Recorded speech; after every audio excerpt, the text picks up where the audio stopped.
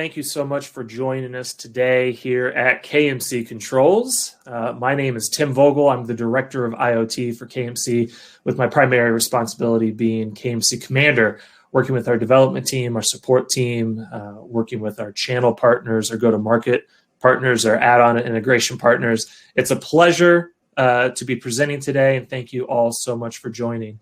With me, we have Brian Gearhart. Brian?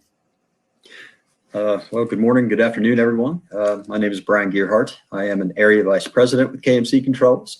Manage integrators up and down the Eastern Seaboard. Some of you probably know me well. And celebrating year 29 in the building automation industry. Whoop, whoop. So starting to get a little old, but good to have you all with us.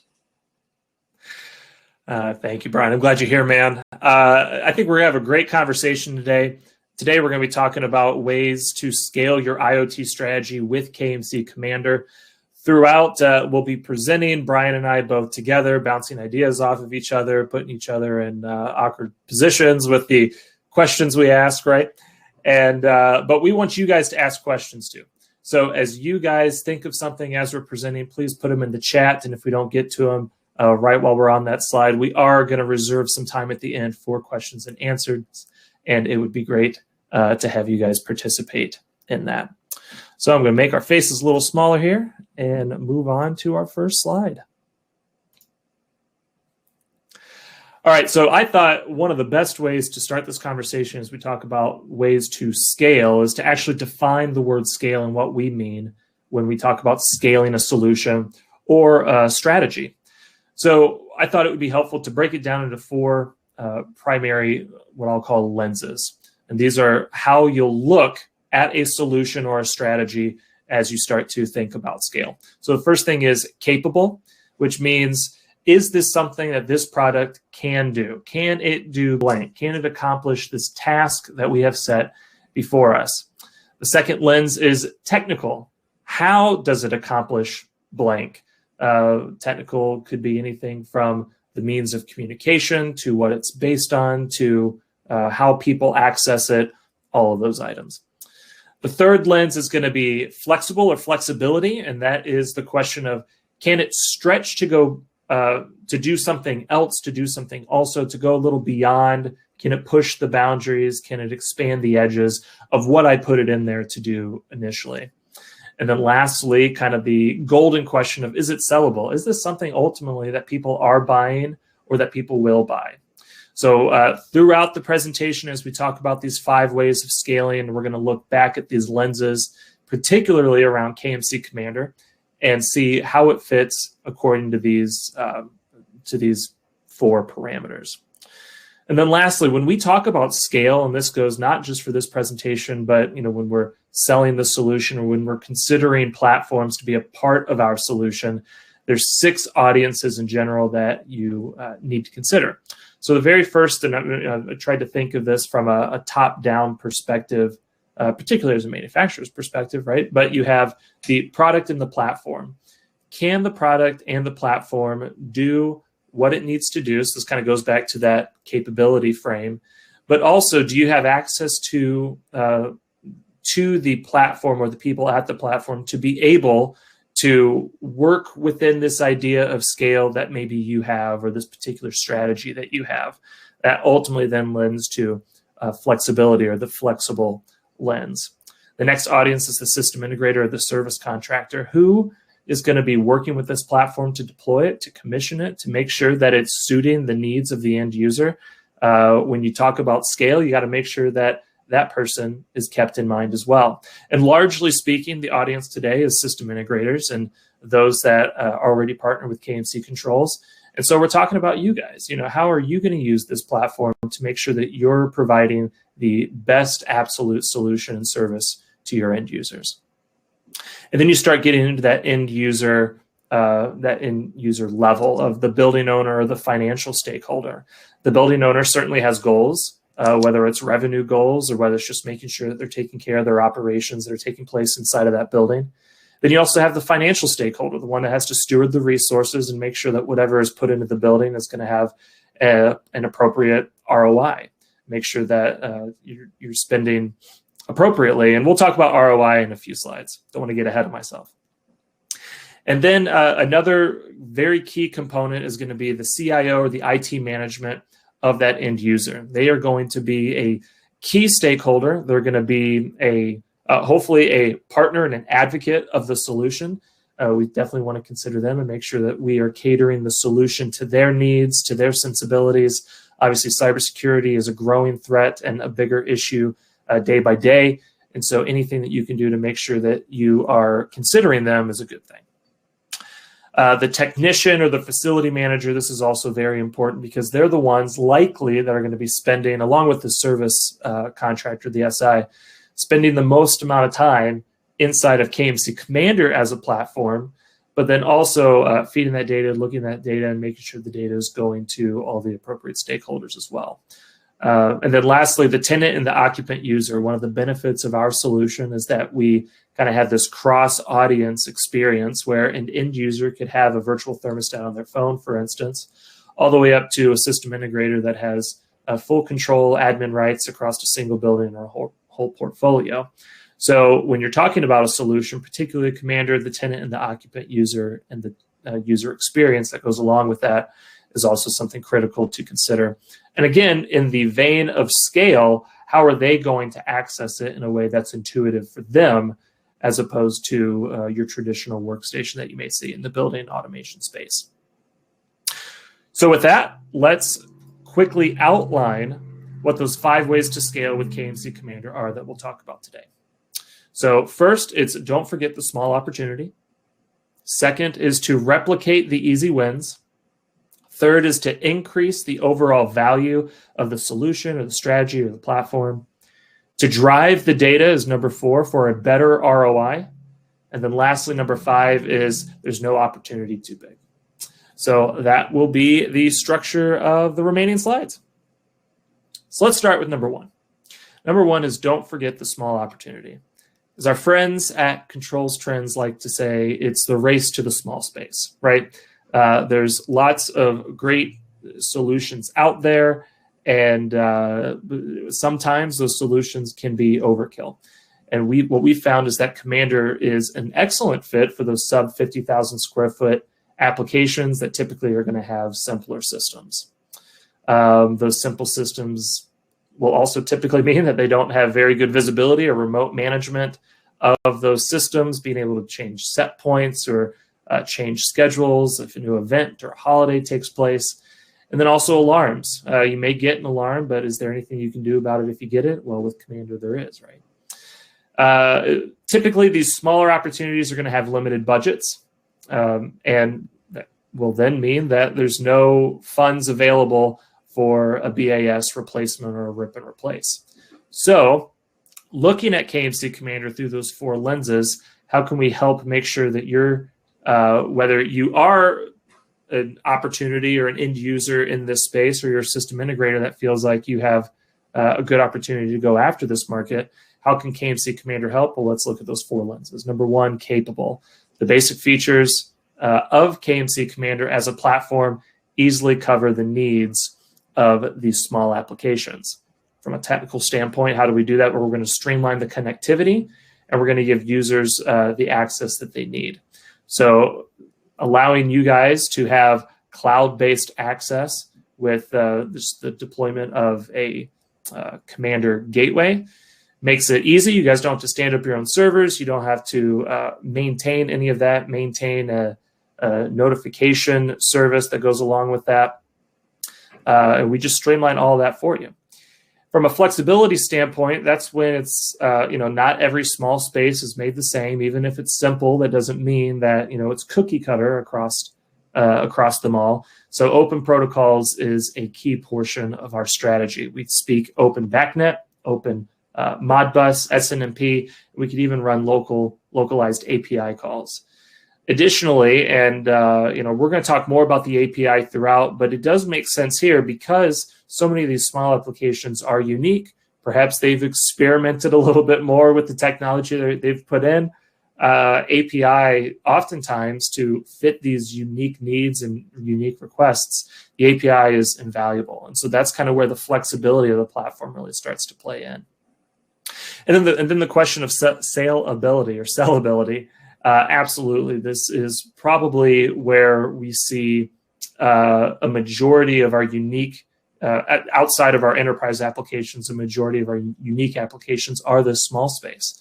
Currently, for instance, we have a partner that has deployed in over 40 franchise-owned quick service restaurants, or QSRs, in Texas, and they're monitoring HVAC, air quality, and all of the items that go into making sure that air quality is what it needs to be.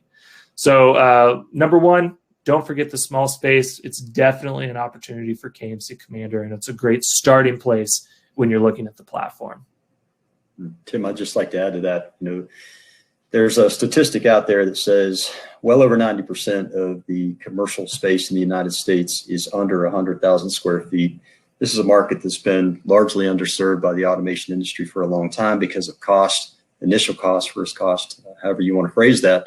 One of the things, again, bringing it into the IoT world, is that you have the opportunity you don't have to go in and wholesale replace the BAS, as Tim mentions here. So it does make it a cost-effective solution. At worst, we might have to network a stat to bring it in. But for the most part, this is a pretty good entry point for a lot of those smaller facilities. Excellent. All right, moving on. The number two way to scale your IoT strategy. And this is the replicate easy wins. So oftentimes what we find is that an integrator does and will find their sweet spot. So for instance, the small space. They're going to go and they're going to see, hey, I've one Commander here, here, and here. I can take that model, I can take that approach, and I can duplicate it in other places really easily. And oftentimes, integrators in general, what you'll find is they kind of have a niche market that they hit. And so the important thing here then is if you're going to replicate it, is to consider the audience's overall needs, right? And then get a little creative with your ROI. So this is the beginning of the ROI conversation for this. There's the traditional methods of, looking at energy savings, making sure that, maybe you're avoiding the usage of some of that. Maybe you're looking at utility incentives or trying to just reduce your peak demand costs. But if you really look at the audiences and go back to that first slide and see all 6 of them that we listed out there, which of those are you able by replicating and taking the opportunities that have won and then taking those successes and applying it in other places? If you look at all those audiences at once, then you're really going to be maximizing your overall ROI. Simplify how you view and manage multiple customers. This is an important aspect when it comes to servicing. So if you can replicate those easy wins, get them all or a majority of them on Commander anytime you get an alarm or you get a call, that could be one of the first places you go from anywhere you have internet access. And so not only you're going to then deliver ROI for the end user, you're going to see ROI yourself. And then also, I think it's important, Commander, I mentioned all the protocols that Commander speaks. BACnet, Modbus, SNMP, and then a localized API. There are lots of other BACnet systems that are out there, apart from the ones that may be on your own line card. Nice thing about Commander is that it doesn't have to sit on top of KMC controls. It can sit on top of any BACnet system out there. So our encouragement to you is to take the wins you've had with KMC, but then also apply those to other controls manufacturers that may be in your market, because Commander can sit on top of those. And now you're bringing something to the table those other controls vendors couldn't bring, and ultimately potentially bring you additional opportunities down the line for KMC controls and your other control services. So replicating. Tim, if I can just interject one thing there. Please do. One of the things that, when we see systems out there and we hear, okay, if they're BACnet, well, if they're old legacy product that's proprietary, we can also implement field server to push those protocols up to the BACnet IP layer for Commander as well. So really, I always tell folks out in the field that there's really nothing out of play when it comes to Commander as far as we getting it up to the BACnet layer. So we have the opportunity to do that with several different devices that are out there on the market right now. So, nothing's out of reach is really what I want to emphasize there. No, that's great. And yeah, you mentioned field server. We also put in Niagara Jaces a lot of times to utilize that driver set, right? Sure. So now looking at those 4 lenses, Commander and how it's capable. Well, it's built to save time on these redundant efforts, and we're adding more and more settings like this into the platform all the time. So technically speaking, how do we do this? Well, we're going to do this by using device profiles, where you could use a similar profile across the same kind of device across multiple projects. So anytime you discover something inside of Commander, you're going to discover the network, discover the devices and then the points. And then you're going to say, these are the 10 points I want, and this is the kind of point it is. Well, you could take that profile and now apply it to the next FlexStat, to the next VAV, to the next general purpose or unitary controller that you're putting out in the field. Another thing we do is just easy dashboarding. It does not take long at all to create these dashboards. And so just by giving an easy UI creation method, a self-service, if you will, now you're able to quickly go out and give that user interface to the end user that they're looking for. Additionally, we have other duplicating features like duplicating cards across a similar profile or a similar kind of device. Also, things like duplicating alarms across point types or point names or profiles. So again, we're always trying to find ways of how you can save time on those redundant efforts so that you can easily then go out and replicate the wins you've had in the past. From a flexibility standpoint, again, it's a customizable user interface and user experience. You set up the schedules unique to that end user, the alarms the same way, but every time you log into a Commander site, it looks familiar, it feels familiar, you know what you're getting into. So that's where it's customizable across all these wins, but it's still familiar when you get in there. And then lastly, sellable. We have several partners that are taking these similar setups or familiar setups. They're pre-packaging them. They're putting panels together and saying, this is a panel with Commander inside that can go and solve this problem, and this is the set price. And we know that when we put this in, we're going to use these profiles. We're going to be in and out in a matter of a day. We have other people that are duplicating wins across multiple locations, whether it's, again, franchisees or school locations that kind of have these similar layouts, or multi-tenant facilities, perhaps, that are running the same system inside and that they've been programmed because this is a long-standing relationship. And now you put Commander on top and you bring all sorts of new user visualizations and data management now to the cloud. Tim, just one more point on that. Being able to replicate those out in the space, it goes back to the first slide. That is identifying those key stakeholders in all the solution sets, having those conversations early, and then you can set those standards in place with them. And it all starts with discussing what their goals are at the end user level, and defining those, identify the key stakeholders, and then move it forward. Okay. And then number 3, it's increase the overall value. So again, we're looking largely at a per site sort of application. But obviously, this could also work out for multiple locations. But the first point here, when you're talking about increasing overall value, is that you want to consider the strategy or the solution overall above and beyond just the product itself. So many times I feel like we've had conversations where people try to take Commander and apply it to a particular issue. And in some cases that works great. But other times, if you just kind of sit back and say, like, what are our overall goals as a business, as a building management company, whatever it is, what are our overall goals? And what are the parts and pieces that we need in place to make sure that those goals and that strategy can be hit? And likely, and we'll talk more on the next slide, data is a part of that.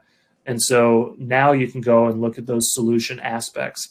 But at the end of the day, this is a lot of what our system integrator partners already do. They're taking their expertise and they're applying all these different services or vendors to create this overall solution. So when you look at IoT and you look at connected devices, really what you're doing is you're just kind of stretching past that. And so that's why we also say drive your expertise, but stretch past your own comfort levels. Go and seek out those additional services or skills that perhaps you guys don't have, and say, how could I learn more about this? I would say a skill set that our industry could greatly utilize is simple programming and scripting around APIs and Python, and finding ways of integrating different kinds of data sources outside of just building HVAC alone.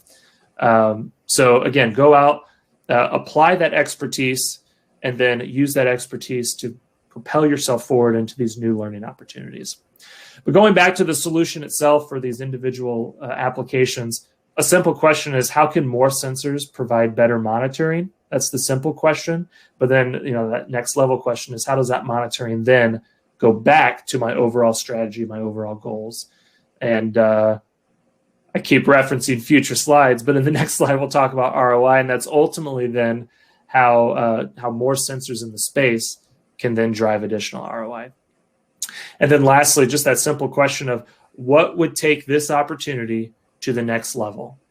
Let's say we're solving the problem that we were hired to solve, but we can do X, Y, and Z with this also. And if we did that, they're going to get this much better solution. So it's just, actively listening, actively taking that in, and then trying to just ask these questions to yourself, what's going to take it to the next level.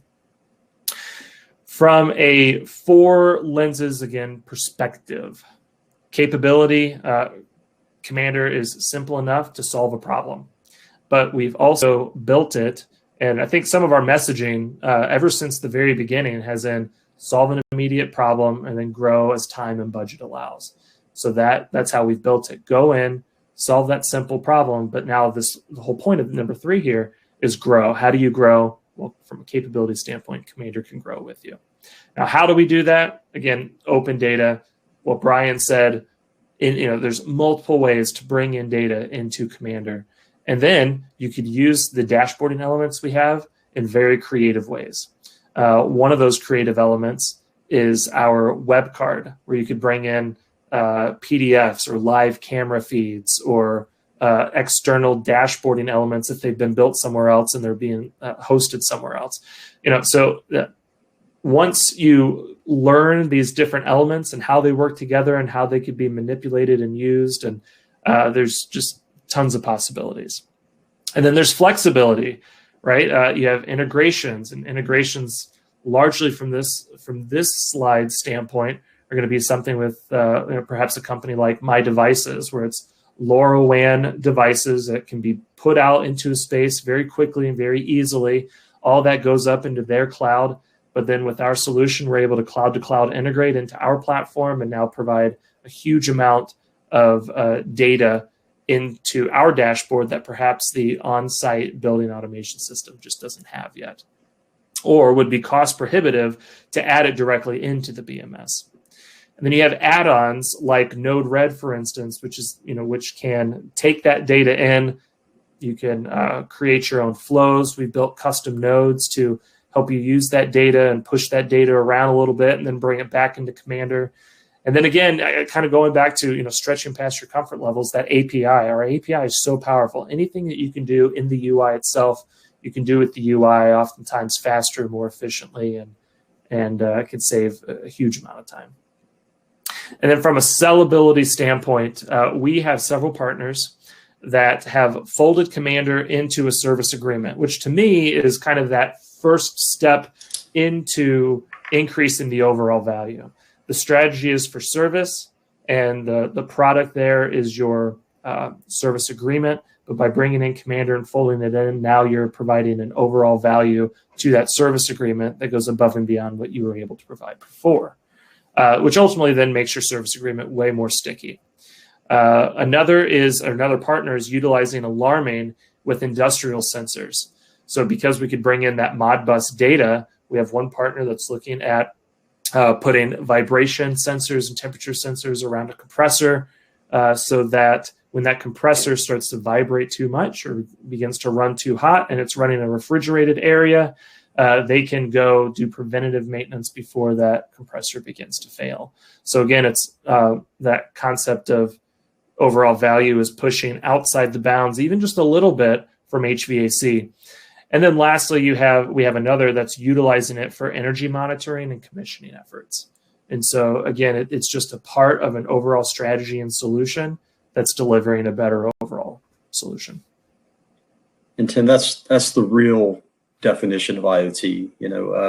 It's been a buzzword. In fact, and many of you on the presentation have probably seen the article on LinkedIn that someone wrote recently about how IoT has been overused and nobody knows what it means because it's just this massive acronym that nobody really understands.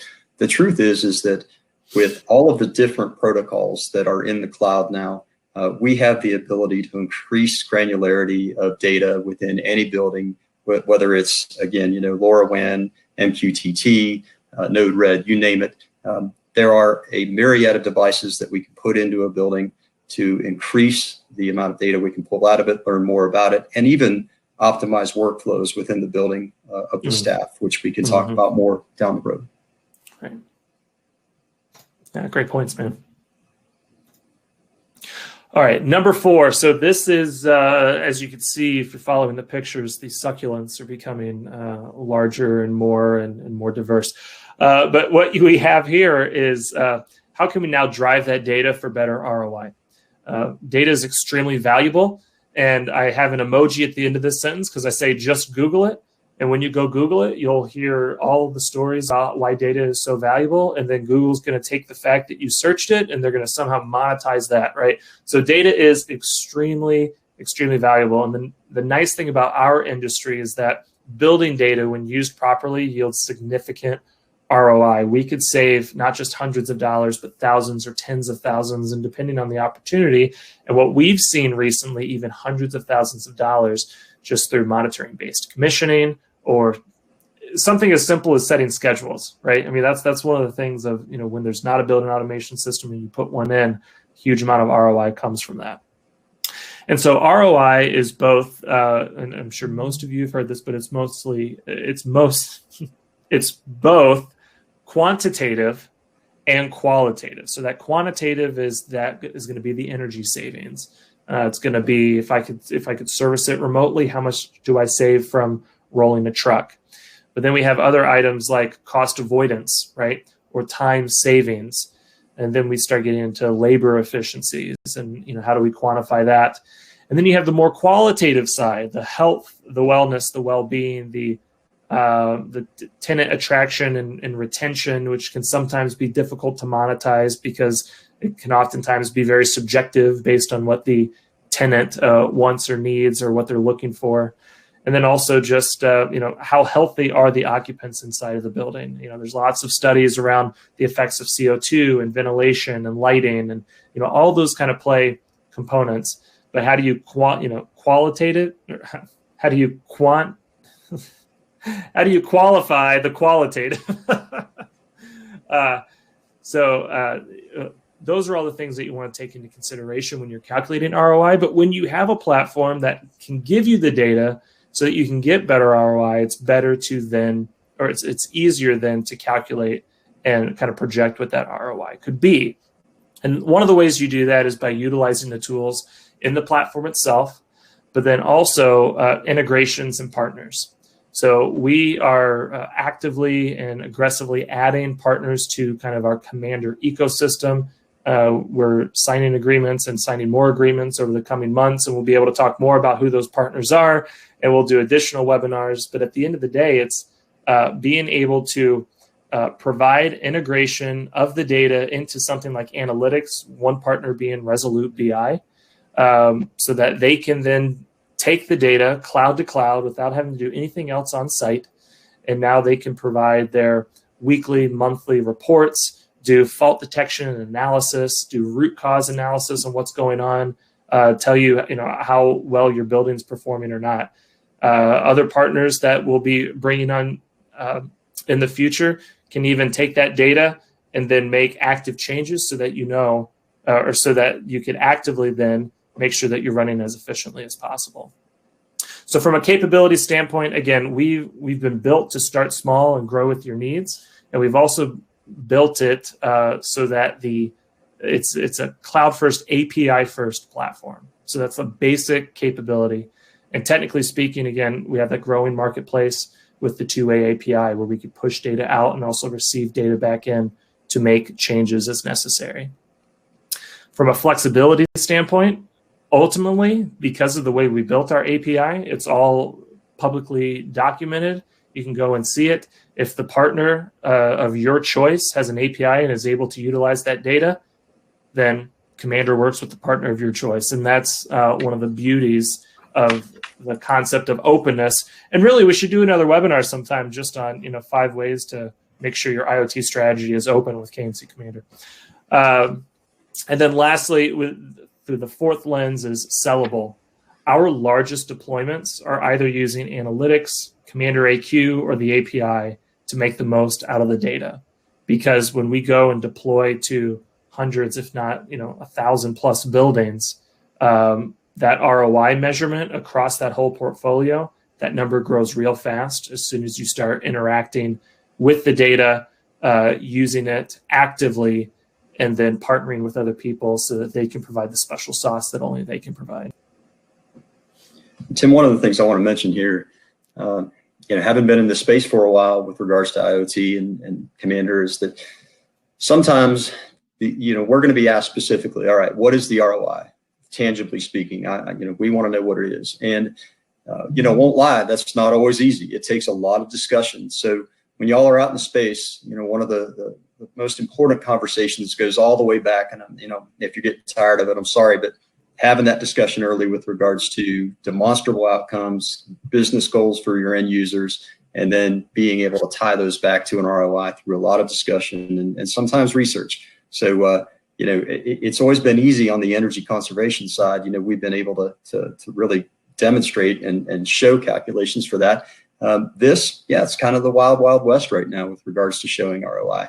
We have to be creative, but we also have to be very matter of fact in it. It's not always easy. So just want to caution y'all on that, but it will work out, again, with a lot of discussion with your end user. So Microsoft came out with a white paper, I think it was 2 or 3 years ago. And one of the things they talked about is, if this is your overall IoT ROI, 2/3 of that is going to be quantitative, and the other 1/3 is going to be that kind of hard to judge, hard to nail down sort of qualitative ROI. So, sure.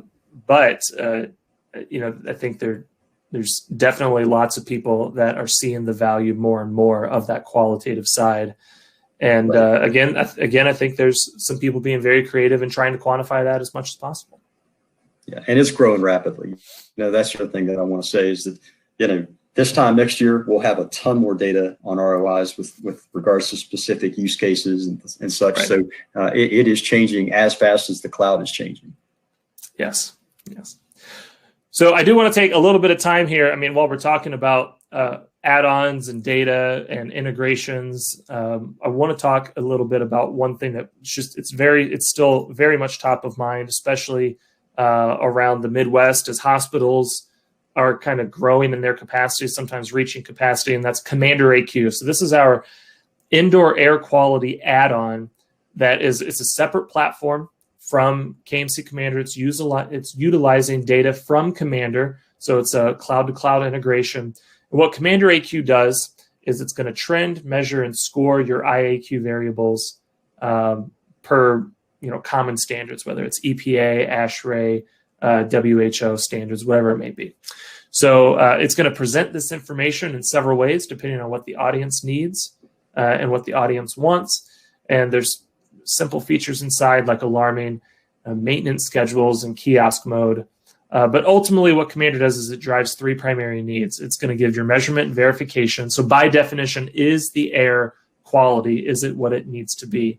And then from there, you're going to get reporting, which means that key stakeholders, whether it's the facility guy that needs to go and make sure that things are running as they should, all the way up to the financial decision maker that says, hey, we need to go and we need to improve the ventilation system or get more sensor data in these spaces to make sure that we're protecting our occupants. And then also data accessibility, primarily around tenants and occupants' knowledge so that ultimately they can have peace of mind and confidence in the space. So the way that we do that is we bring that data in. We're going to score it on 3 parameters of air freshness, air quality, and occupancy wellness. These are slightly variable, so you can kind of, you could change up a little bit how they work and how they calculate. All of that is transparent. So when you're looking at air freshness, you're looking at things like ventilation and air cycling. When you're looking at air quality, you're looking at those individual sensors inside the space, whether it's CO2, CO, particulate matter, VOCs, ozone, any of that. You're able to bring that data in and score. And then we wrap those scores up and we provide an overall score of the building, of the zone. And then you can look at that across multiple campuses as well. And then we have our kiosk mode, which is awesome on television screens inside of a lobby. We had one running in our manufacturing floor just a couple weeks ago, and it just shows, this is the indoor air quality in that space. It cycles through those individual parameters so that you could share as much or as little data as you want, but then you could also brand it. It's completely customizable, from colors, images, logos, to the space you're putting it in, to the retailer that is using it, even to the system integrator that's installing it, so they can get a little bit of brand equity in the solution as well. So overall, that's Commander AQ in a nutshell. We did a webinar last September about it. I encourage you to go and take a look at that. And if you want a demo, obviously we're available for that anytime. So that was point number 4. That wraps up point number 4 about how you can drive that data for better ROI. And then lastly, point number 5 is that there's no opportunity that's too big. So enterprise applications, we're finding, really are a perfect fit for Commander. Multiple locations, multiple BASs across each of those locations, being able to manage multiple users and groups.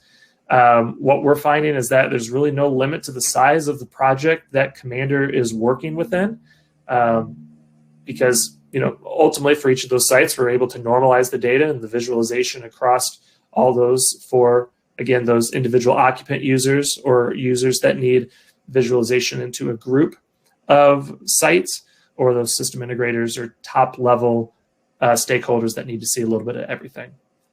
So going through the 4 lenses, again, capable, we're cloud first, hub spoke architecture. It just simply works, and it's been incredibly efficient in how we can add sites over time to a single overall project.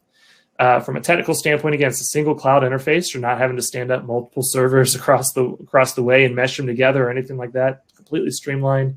It's easy to switch between them, with something as simple as a map. And again, those 3 special letters, API. The API allows for these enterprise deployments at scale, so that you can take efforts from one site to another and duplicate them very quickly. And then lastly, from a flexible standpoint, setup can come in multiple flavors. How you want to see it, how you want to look at it, who you want to have access. We've just built it to be fairly flexible in how you look at these wide portfolios. And is it sellable? Well, most definitely. We have an opportunity to talk about right there. But Brian, is there anything else there? No, other than just to say, the consistency across an enterprise platform, right? So that when you do hop from site to site, the dashboard or the UI itself is ultimately going to look the same. So again, that's just going to increase people's satisfaction with it. They won't have to worry about, is this site going to be different? And not only that, customizing those views for different individuals. You mentioned that briefly, Tim, is that we can have a CEO looking at something, or a CFO, or again, the guys down, running the physical plant. They all need and want to see different things for different types of discussions. And we can specifically customize those views just based on user credentials. So, but again, the application's consistent and the UI is consistent, so everybody is relatively on the same page, even with different views. That's right. Yeah. And then when they get added to another site, they're not, confused about what they're seeing, because they're not. It's not, ad hoc developed. So the opportunity, kind of the opportunity that we've seen that has really kind of impressed us, stretched us as a team, as a platform, and we've been extremely resilient. We're delivering, I think, in spades, is a large school system that started off by wanting to connect multiple of their buildings that had multiple BASs inside. So I think they threw us 8 or 9 of their biggest, most complex schools so that we could take that data and ingest it and normalize it across the single pane of glass. And then along with that, then came retro commissioning, working with a third party, and then also working with our analytics partner to make sure that all that data coming into Commander can now be put to use actively by this commissioning agent so that they could then save energy on, save money on energy by reducing their usage, which then also kicked back a number of utility upgrades. So we were working with the utility vendor as well. Another part that we've been working with the same school system is they have a number of schools that are smaller in size, but they're pneumatic schools they don't have a lot of visibility into. And so we've been working with our partners. They're able to put in these panels so that you can monitor the centralized equipment at these pneumatic sites, and now they get visibility into that they've never seen before. Another thing that we're talking about is working with My Devices to bring in those wireless sensors and deploy them for indoor air quality data, cloud-to-cloud integration into that same cloud platform, KMC Commander, into those same dashboards, so that now indoor air quality is all flowing in, and then that IAQ data is then flowing out of our API into Commander AQ.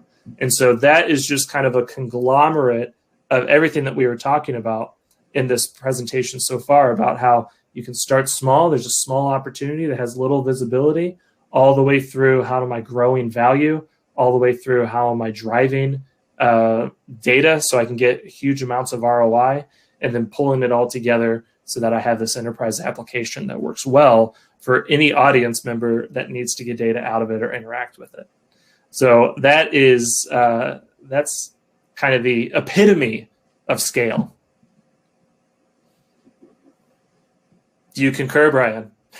I do indeed. About the only other thing I'd add to that really is, so where's it all headed? What are we going to be able to do with this? Okay, it's more data. That's kind of cool. So we can see more stuff, right? Well, that stuff translates to workflow optimization within, any large portfolio or small one for that matter. Being able to take that data and then make it an actionable item, whether it's through a workflow integration of a CMMS or a custom creation of reporting, so that when your team comes in on Monday morning, they can see, okay, these were the problems maybe we had over the weekend that were not critical. These are the ones that we need to go out and address on today's work order system, and give feedback into the system to talk about how they handled that. And that is where one of those intangible qualitative ROIs comes into play. When you optimize that, and that's the automation piece that we keep talking about of, we've had all this trend data for a long time. Now we've got it all in the cloud. Now we need to be able to take action on it. And that's kind of the progression. Will it ever get to AI, and autonomous stuff? I'm sure at some point there will be a component, but there's still going to be, need to be a wrench, on a damper actuator, or a motor that needs to be aligned, you name it. But optimizing that and making it more efficient, that is where IoT is taking us. Yeah, that's exactly right. And I think that those kinds of integrations, when the building can detect an issue and give you a work order before a customer calls and complains, that's a win all the way around. Correct. All the way around. All right, guys. So to kind of wrap up before we get into questions, I have this final slide with 3 final takeaways. And again, that first one is IoT is just a buzzword, but it does represent so much more, right? I'm the director of IoT. I'm the director of buzzwords, I suppose. But yeah, IoT is just simply taking the knowledge and the technology that's available to us today and applying it in ways that, might be new, integrating it together so that it can communicate together, so that you could squeeze the ROI out of it, so you could provide a better solution overall to all parties. That's IoT, Internet of Things. That's connecting things together so that it makes the most sense. So that's all IoT is. You all can be IoT integrators. Expand your knowledge of solution providers to integrate. So, you all have a line card. You all have kind of your preferred vendors. Just there's so much prop tech going out there right now. It is absolutely fascinating. I encourage just everyone to go out and see what else can we add to our repertoire so that we can create these strategies and these solutions that end users are clearly wanting and needing, and the demand is only going up for them. Because then ultimately, number 3, you're only limited by your imagination. If you have a concept in mind or you have an idea, I'm sure that there are these number of solutions and vendors that can be brought together to create that solution that you're imagining. One of the things in the space, Gartner has this technology hype curve, and one of the things they always put on there is IoT. And IoT a couple years ago was supposed to reach peak around 2 to 5 years when it was going to start taking off. Well, that seemingly quickly changed to 5 to 10 years. Like it just jumped all of a sudden. And I think it's because what was happening is people were realizing, there's not just, I can't just go out and buy IoT and put it in. It takes so much more than that. And so what you're seeing now is more and more vendors coming out. They're using the term orchestrator. They're bringing, they're like, hey, I can bring all these major solutions together and make sure that they integrate together so that you have the exact solution you're looking for. And that's IoT. Digital transformation is another term lots of people are using. But again, you're only limited by your imagination. And then last, number 4, bonus takeaway, just ask. If you have an idea and you're not sure if Commander's a fit, we have system integrators ask us all the time. It's like, hey, I'm thinking about doing this, Do you think Commander's a fit for that? Yes, it is a fit for that. It can do this. And then what I would do is bring in this partner over here so they can take that, take it that extra mile to get you exactly what you need. So just ask. And if we don't have a vendor that we're currently working with or promoting and that's going to be in our marketplace soon, then bring one to us and say, hey, I like this vendor. We've been working together for a while.